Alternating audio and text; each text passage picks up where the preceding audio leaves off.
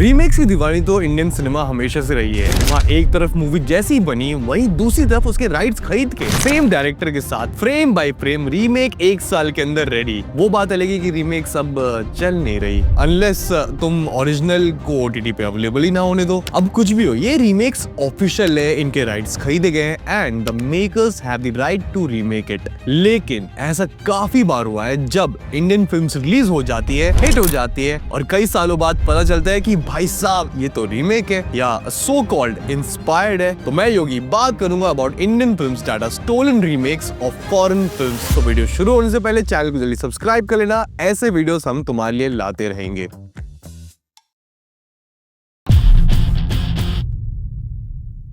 2008 की film race ने तो एक तहलका मचा दिया। सैफ अली खान का वो स्वैग, कैटरीना कैफ की वो कातिल अदाएं, अक्षय खन्ना का वो शार्पनेस और बिपाशा बासु की हॉटनेस। प्लस फिल्म को डायरेक्ट किया था डायरेक्टर ड्यू अब्बास मस्तान ने, जो जाने जाते हैं अपने फिल्म्स में अनएक्सपेक्टेड प्लॉट ट्विस्ट के लिए। लगभग 40 करोड़ की बजट में बनी इस फिल्म ने 100 करोड़ के भी ऊपर का बिजनेस किया बॉक्स ऑफिस पे, जिसके बाद इस फिल्म का सीक्वल भी आया जो अगेन एक हिट था। फिर आया रेस 3 जिसने पूरी सीरीज को गटर में डुबा दिया। Our business is our business, none of your business. लेकिन बहुत कम लोग जानते हैं कि रेस कोई ओरिजिनल फिल्म नहीं है, इनफैक्ट कोई ऑफिशियल रीमेक भी नहीं है। और इस चीज को रिवील किया था सैफ अली खान ने ईस्ट इंडिया कॉमेडी के एक इंटरव्यू में। And Bipasha came down and she said, I've just seen this movie. It's a Korean movie. I've seen it on TV. It's called Goodbye Lover.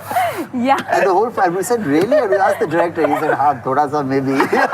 Good boy lover का plot और characters almost सब same है। जहाँ एक भाई एक औरत से प्यार कर बैठता है, जो रियलिटी में वो औरत उस छोटे भाई के बड़े भाई से प्यार करती है and well they and up having sex. लेकिन जब छोटा भाई खुद की जान देने की कोशिश करता है तो प्लॉट ट्विस्ट आता है कि ये सब तो एक प्लान था बड़े भाई की प्रॉपर्टी को लूटने के लिए। Sound similar right? हाँ, थोड़ा सा maybe. इनफैक्ट इस फिल्म का सॉन्ग पहली नजर में एक कोरियन सॉन्ग सारंग हे यो से एग्जैक्ट कॉपी किया गया है।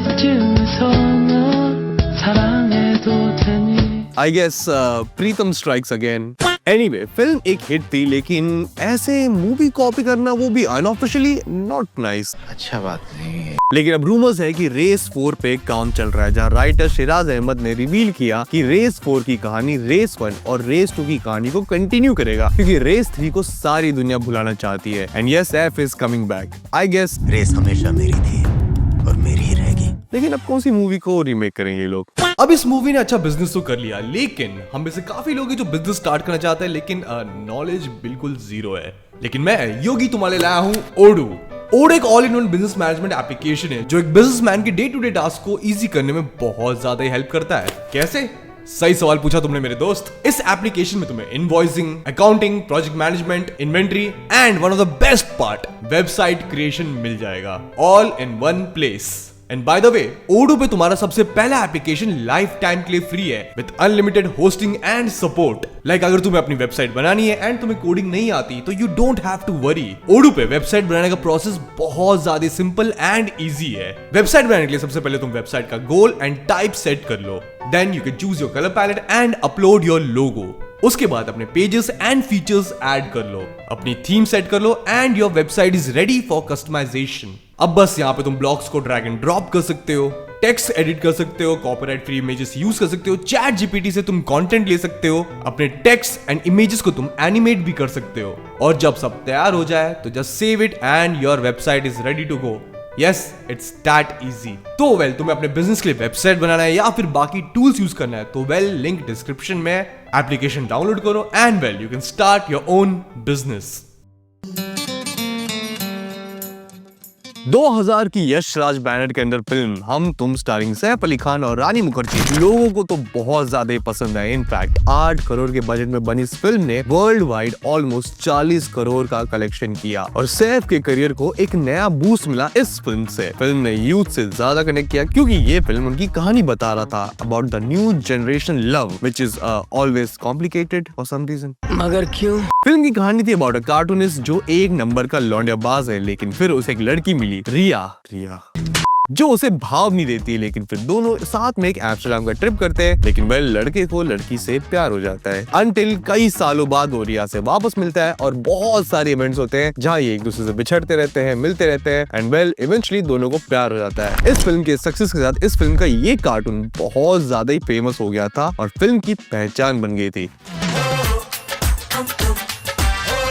और काफी लोगों ने पॉइंट आउट किया कि ये मूवी तो लिटरली 1989 की फिल्म व्हेन हैरी मेट सैली जैसी है। इसमें भी यंग कपल्स है जो एक दूसरे की दोस्त होते हैं, लेकिन वो प्यार से बनाने में काफी वक्त लगाते हैं एंड वेल सब होने के बाद भी दे आर जस्ट फ्रेंड्स। अब ये कैरेक्टर एक दूसरे से अलग होते रहते हैं, लेकिन वक्त के बाद ये वापस एक दूसरे से टकराते रहते हैं। अब कई सवाल उठे कि क्या ये मूवी सही में व्हेन हैरी मेट सैली का अनऑफिशियल रीमेक है, जिसके बारे में फिल्म के डायरेक्टर कुणाल कोहली से जब पूछा गया तो इंडिया टुडे को उन्होंने बताया कि नहीं, ये मूवी व्हेन हैरी मेट सैली का रीमेक नहीं है। इवन दो स्टूडियोज ने हैरी मेट सैली के राइट्स खरीदने की कोशिश जरूर की थी। उन्होंने हम तुम की स्क्रिप्ट भी भेजी थी जिसपे उनका रिस्पॉन्स था it's not even an adaptation. Kunal Kohli ने ये भी कहा कि ये फिल्म इंस्पायर्ड है from 1977 film Annie Hall starring Woody Allen. लेकिन अब सरप्राइजिंग पार्ट ये है कि व्हेन हैरी मेट सैली भी इंस्पायर्ड है फ्रॉम एनी हॉल, तो क्या ये इंस्पायर्ड है विद ट्वीक्स या कुछ और? आप अपना ओपिनियन कमेंट सेक्शन में जरूर बताना।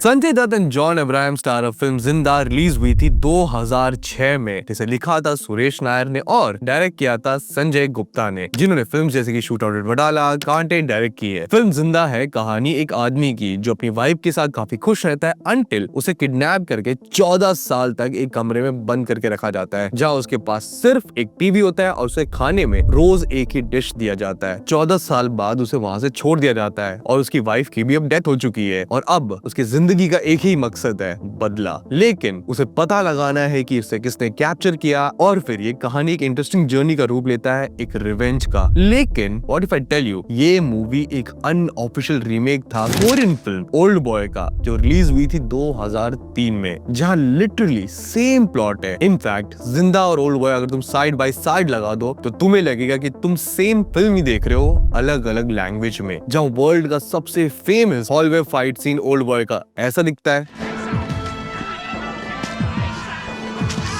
वहीं जिंदा का ऐसा।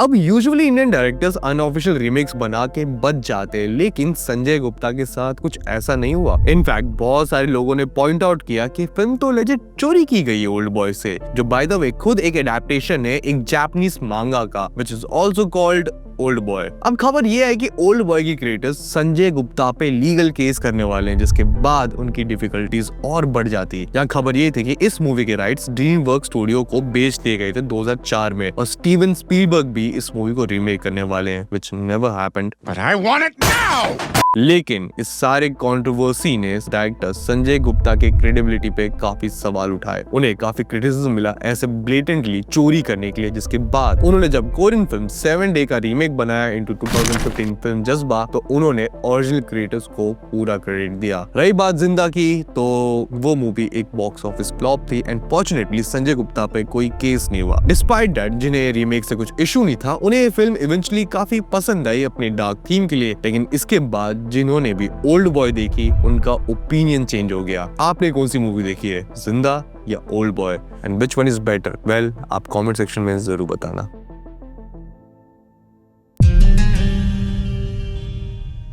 इमरान हाशमी और मलिका शेरावत चुम्मा स्टारर मूवी मर्डर जब आई थी तो हम में से काफी लोग बच्चे थे और सब जानते हैं कि इस मूवी ने जो सेक्सुअल टेंशन क्रिएट किया था पूरे देश में वो काफी वियर्ड था। इसके गाने तो स्कूल में बच्चे तक गाते थे। आई मीन 4th क्लास का योगी कभी मेरे साथ एक रात गुजार चिल्ला चिल्ला के गा रहा था क्लास में। What was wrong with me? क्या बात? मुकेश भट्ट की produced and Anurag Basu directed film murder की कहानी रिवॉल्व करती है अराउंड अ कपल। इनकी शादी बस नाम की है बट लैक्स लव अनटिल लड़की को अपना एक्स रेड फ्लैग एक दिन वापस मिल जाता है, जिसके साथ उसका अफेयर होता है। लेकिन जब उसे शक होता है अपनी वाइफ पे तो एक प्राइवेट इन्वेस्टिगेटर भेज देता है बीवी के पीछे and well things go south, जहां एक लेजिट मर्डर होता है। लेकिन आगे कुछ ऐसे ट्विस्ट एंड टर्न्स आते हैं जो काफी शॉकिंग है और काफी ज्यादा ही एंटरटेनिंग है। इनफैक्ट इसी वजह से ये मूवी एक कल्ट क्लासिक बन गई जो बॉक्स ऑफिस में सक्सेस तो थी, साथ में फिल्म इतनी बड़ी हिट थी कि इमरान हाशमी और मलिका शेरावत का करियर पीक पे चला गया। इमरान हाशमी को तो लोग सीरियल किसर तक बोलने लगे। I don't know if that's a flex, but cinephiles ने एक चीज नोटिस की, उन्होंने ये फिल्म पहले भी कहीं देखी है। टर्न्स आउट मर्डर एक अनऑफिशियल रीमेक थी 2002 की फिल्म अनफेथफुल की, जो बाय द वे खुद इंस्पायर्ड थी 1969 की French film the unfaithful wife की। जब प्रोड्यूसर्स ने ऑफिशियली इस मूवी के राइट्स नहीं खरीदे थे इस फिल्म को बनाने के लिए और कोई क्रेडिट भी नहीं दिया था ओरिजिनल क्रिएटर्स को। इवेंचुअली विकिपीडिया पे इसके बारे में अपडेट तो हुआ, लेकिन फिल्म मेकर्स की तरफ से कभी भी कोई ऑफिशियल स्टेटमेंट नहीं आया। रही बात इस पे कोई लॉसूट हुआ, नहीं, क्योंकि उस वक्त ऐसे कई सारे अनऑफिशियल रीमेक्स बन रहे थे इंडिया में। लेकिन शॉकिंग पार्ट ये था कि उस वक्त इंटरनेशनल लॉज की वजह से ऐसे लीगल केस करना काफी मुश्किल ही था। साथ में it was too expensive which would take a lot of time, जिसके वजह से मर्डर के साथ भी कोई लीगल केस होता दिखा नहीं। रही बात इस फिल्म की, तो ये ऐसी हिट हुई कि इसे भी फ्रेंचाइजी में कन्वर्ट कर दिया गया। बता कॉपी करके लोग आगे निकल गए, और जब मैं एग्जाम में कॉपी करूं तो साला मुझे क्लासरूम से बाहर निकाल देते और बोलते घर वालों को बुलाओ। Unfair, right?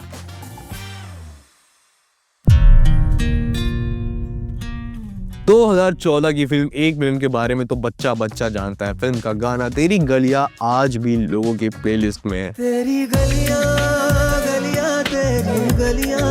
श्रद्धा कपूर का वो इनोसेंस लोगों को काफी पसंद आया। सिद्धार्थ मल्होत्रा का वो टफ एटीट्यूड ने तो दिल ही जीत लिया। लेकिन फिल्म का सबसे बेस्ट पार्ट अगर कुछ था तो वो था रितेश देशमुख का performance as the villain. Yes, यही थे एक विलन। और पार्ट 2 में राइटर्स थे।